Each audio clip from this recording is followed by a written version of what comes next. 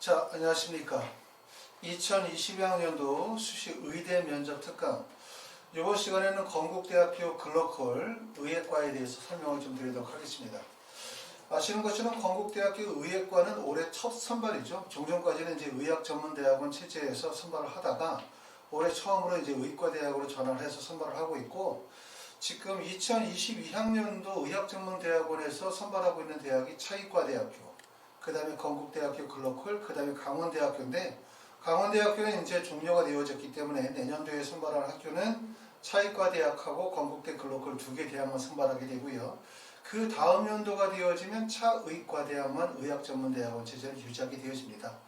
올해 처음으로 건국대학교 글로컬은 의대 선발을 하다 보니까 사실 이렇게 처음으로 전형이 신설이 되어지고 모집 인원이 처음으로 정해지게 되어지면 사실 몇 명을 뽑을지는 결정이 되어지지만 실제 합격생의 성적 또 어느 정도 학생들이 지원하게 되어질지를 예측하기가 매우 어렵다 보니까 지원하는 학생들의 폭이 다양해질 수밖에 없어요.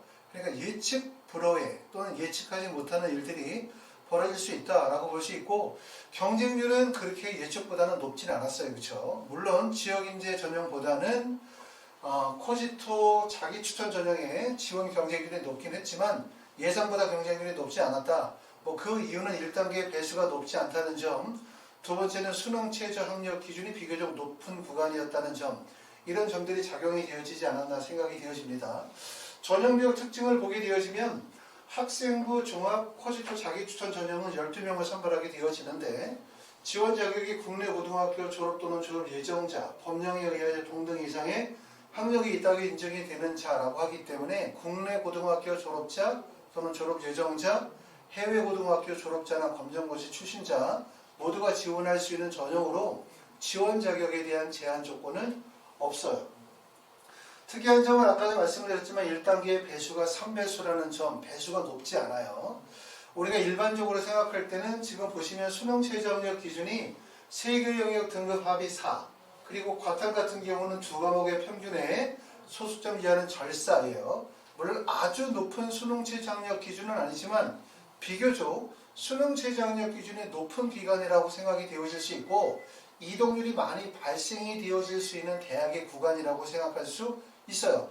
이런 경우들은 1단계 배수를 3배수가 아니라 4배수나 5배수 정도를 두는 경우를 충분히 생각할 수 있는데, 배수가 크지 않다는 점, 그 점이 가장 걱정스러운 점이고, 또 하나는 배수를 3단계를 1단계 배수 3배수를 통과했다 하더라도 모든 분들이 마찬가지겠지만 당장 수능 최저의 벽을 넘어야 되기 때문에 1단계 합격한 거는 다행스럽고 기쁜 일이긴 하지만 결국 수능이 관건이 되어질 수밖에 없습니다. 면접은 면접 반영 비율이 30%고 제출 서류는 학교생활 기록부만 제출이 되어졌어요. 자기소개서는 제출이 되지 않았고, 학생부 교과 지역인재 특별 전형 같은 경우는 1단계의 배수가 학생부 교과 100%에 2단계에서 면접 20%를 반영하고, 수능 최저 학력 기준은 학생부 종합전형과 동일합니다.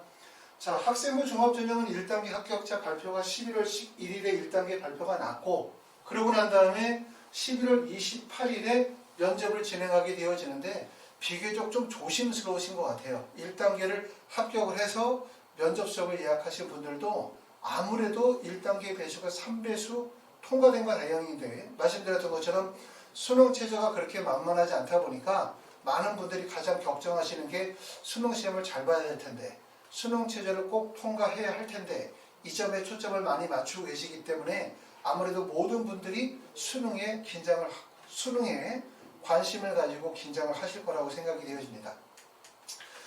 자, 건국대학교 글로컬은 사실상 전년도에 입시 결과가 없죠. 올해가 첫 선발이다 보니까 사실은 어떤 결과가 나올지 예측하기가 좀 어려운데, 하나의 모델이라고 생각할 수 있는 부분은 충남대학교 학생부 종합 프리즘과 유사할 가능성이 높다.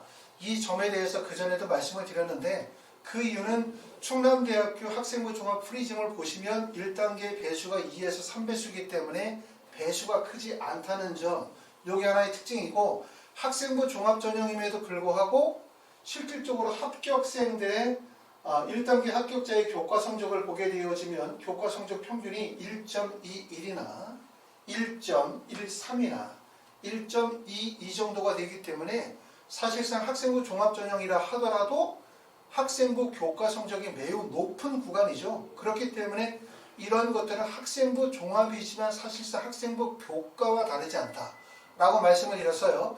그렇기 때문에 건국대학교 글로컬은 1단계 3배수를 통과한 학생들인 경우에 가장 큰 걱정거리는 수능체제일 거고, 수능체제는 미충족할 가능성이, 미충족하는 학생들이 발생이 되어질 가능성이 높거든요.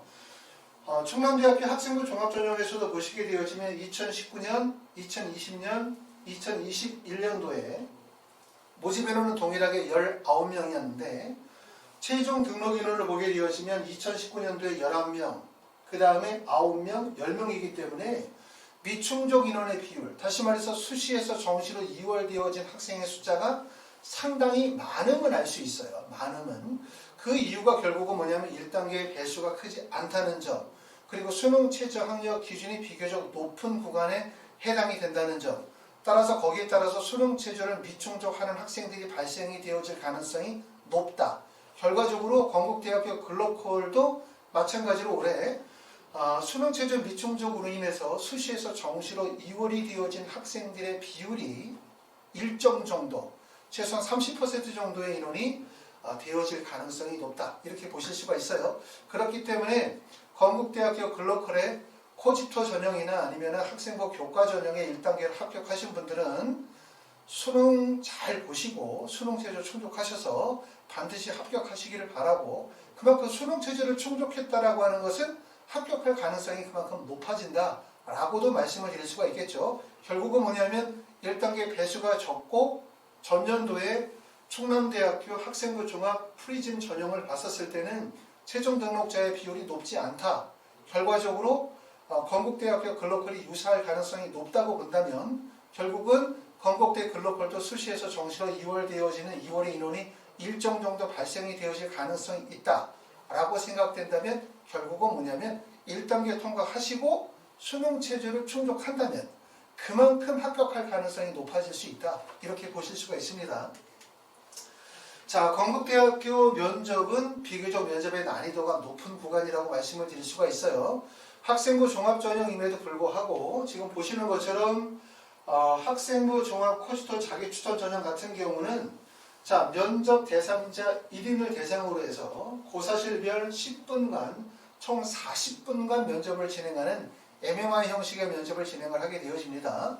자, 그래서 40분 정도 4개 방에서 진행한다고 생각하면 사실상 MMI가 스몰 MMI, 그 다음에 MMI로 나눠지면 MMI 형식의 면접이죠. 면접의 비중과 난이도가 매우 높다고 말씀을 드릴 수가 있고, 면접에서는 4가지의 방향으로 4가지의 면접 방식으로 학생을 평가하게 되어지는데, 첫 번째는 확인 면접, 제출서류 기반 확인 면접이 진행이 되고요. 두 번째는 상황 면접, 세 번째는 경험 면접, 이 3가지의 방식이 되고, 합리적 소통 능력 인성평가를 통해서 30%를 반영하고요. 그 다음에 학업 역량을 평가하는 전문적 통섭 영역에서는 60점, 그리고 20%를 반영하게 되고, 전공 적합성에서는 전공에 관한 관심, 전공 관련 활동, 다양한 경험을 활용한 문제 해결 능력을 묻는 20%의 반영, 그 다음에 발전 가능성에 30%의 반영을 두게 되고, 협업 능력이나 자기주도성, 공동체 의식, 나눔과 배려, 지역, 시민, 의식 등에 대해서 평가를 하게 되어집니다.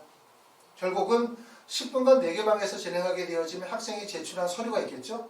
제출한 서류는 첫 번째는 학교생활 기록부만 제출이 이루어졌기 때문에 학생부를 기반으로 한 확인 면접이 진행이 되어질 거고요.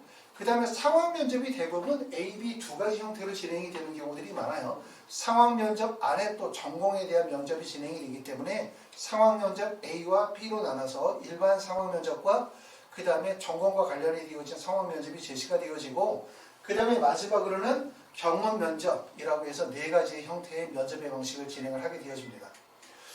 자, 학생부 교과 지역인재 전형은 학생부 종합전형보다는 면접의 시간과 그 다음에 면접의 방식이 조금 더 간소화되어져요.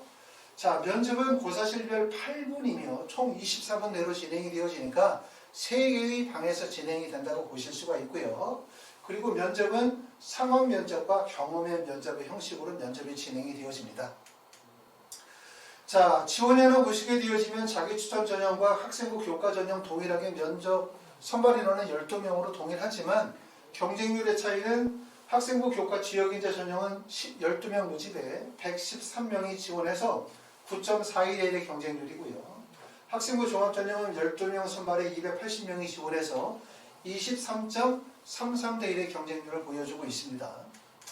자, 하이퍼 리뷰에서 진행이 되어지는 면접은 학생부 교과 지역인재 전형과 컴퓨터 자기추천 전형의 면접이 11월 27일과 28일이 면접일자예요. 학원에서 진행하는 수업은 두 가지 방식입니다. 첫 번째는 그룹 수업. 그룹 수업은 한 반에 5명 정도나 4명 정도를 하나의 그룹으로 묶어서 수업을 진행을 하게 되고, 수업을 진행할 때는 가급적 같은 학교 학생들끼리 수업을 진행하지 않는다 말씀을 드렸죠. 예를 들어서 건국대학교 글로컬 학생부 교과 지역인재 전형의 의예과를 쓴 학생들만 모아서 수업을 하게 되어지면 결국은 면접으로 인한 부작용이 되게 심할 수가 있어요. 그렇기 때문에 이와 같은 MMI 형식의 면접을 진행하는 학생들을 묶어서 다른 학교 학생들, 예를 들어서 전남대학교의 1차 합격한 학생들, 전북대학 1차 합격한 학생들, 또는 원광대 1차 합격한 학생들, 그 다음에 건국대학교 1차 합격한 학생들을 묶어서 면접의 유사성을 가지고서 같이 수업을 한다고 보시면 되고, 하지만 그러면서도 1대1 개별 맞춤형이에요. 지원한 학교, 제출한 서류에 맞춰서 수업을 진행하게 되어질 거고, 수업 시간은 11월 23일, 24일, 25일 저녁에 6시부터 10시로 수업 일정이 확정되어져 있습니다. 만약에 이 그룹 수업의 일정이 잘 안 맞으시는 분들은 1대1 수업으로 방문해서 수업하시거나 아니면 줌을 통해서 화상으로 수업이 가능합니다. 그래서 신청이 가능하시기 때문에 그룹 수업으로 진행하시거나 개별 수업으로 신청이 가능하시고요. 아까 전에 말씀을 드렸지만 건국대학교 글로컬에 1차 합격하신 분들 축하드리지만 가장 걱정은 수능시험이겠죠. 수능시험 만약에 잘 보셨다면 또 잘 보실 거고요. 그러고 난 다음서부터는 면접에 대해서 조금 더 충실하게 진행하시면 될 것 같고, 하이퍼 리뷰에서는 건국대학교 글로컬에 맞춰서 그룹 수업과 개별 수업을 준비해 놓고 있기 때문에 면접에 관심 있으신 분들은 하이퍼 리뷰에 전화 주시면 자세히 또 안내 드리도록 하겠습니다. 감사합니다.